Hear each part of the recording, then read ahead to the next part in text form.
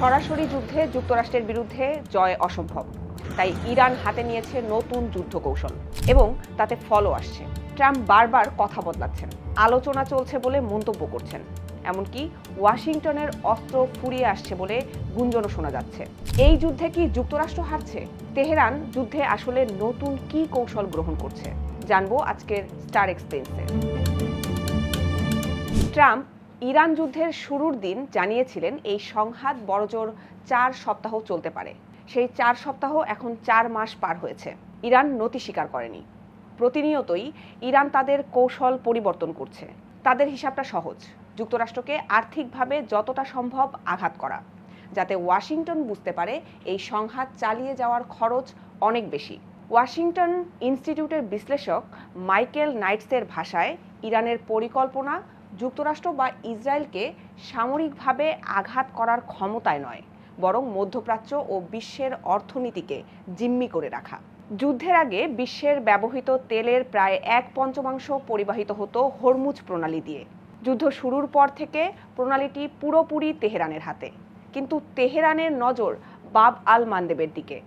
লোহিত সাগর, Saudi আরবের জ্বালানি অবকাঠামো সবকিছুই এখন সম্ভাব্য লক্ষ্যবস্তুর তালিকায়। অর্থাৎ একটা প্রণালী বন্ধ রাখাই ইরানের একমাত্র হাতিয়ার নয়, বরং একটার পর একটা নতুন ফ্রন্ট খুলে যুক্তরাষ্ট্রকে বাধ্য করা হচ্ছে সব দিকে সমান নজর রাখতে। ইরান মনে করছে যুদ্ধের বাতাস এখন তাদের পক্ষে, কিন্তু কেন?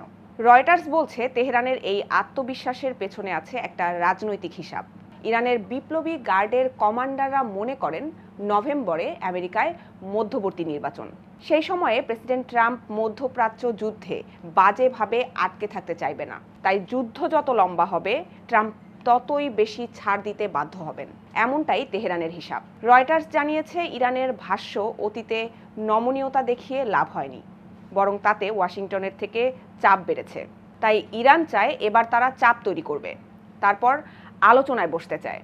ওয়াশিংটন ইনস্টিটিউটের বিশ্লেষক মাইকেল সিংয়ের মতে ইরান এখনও মনে করছে বলার সুযোগ তাদেরই হাতে, কারণ যুক্তরাষ্ট্র সামরিকভাবে ঠিক কতদূর যেতে প্রস্তুত সেটা এখনও স্পষ্ট নয়।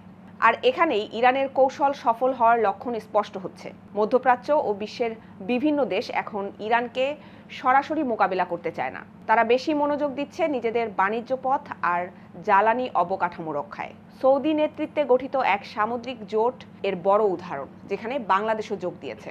জোটটির লক্ষ্য ইরানকে সরাসরি চ্যালেঞ্জ করা নয়, বরং নিজেদের বাণিজ্য জাহাজ নিরাপদ রাখা, এবং তেহরানের চোখে এটাই আসলে বিজয়ের লক্ষণ। তারপরও প্রশ্ন থেকেই যায়, শেষ পর্যন্ত যুদ্ধে কে জিতবে? মূল বিষয়টা এখন আসলে ধৈর্যের পরীক্ষা। ইরানের নেতাদের বিশ্বাস অর্থনৈতিক চাপ তারা অনেক দিন সইতে পারবেন, কারণ ইরানের অর্থনীতি গত 20 বছর ধরে একই রকম সমস্যার মাঝেই ছিল। কিন্তু যুক্তরাষ্ট্র নেতৃত্বাধীন জোটের সেই অভিজ্ঞতা নেই। তারা তাদের অর্থনীতিতে এই চাপ নিতে চাইবে না। কাউন্সিল অফ ফরেন রিলেশনসের বিশ্লেষক রে তাকেহর ভাষায় ভবিষ্যতে আলোচনা হলে শর্তও ইরানই ঠিক করতে চায়। আর এখন উভয় পক্ষই একে অপরের সহনশীলতা পরীক্ষা নিচ্ছে। সব মিলিয়ে তেহরানের বাজি সময়ের ওপর, আর ওয়াশিংটনের চ্যালেঞ্জ সেই সময়ের চাপ সামলানো। শেষ পর্যন্ত কে হার মানবে সেটাই নির্ধারণ করবে এই যুদ্ধের প্রকৃত বিজয়ী।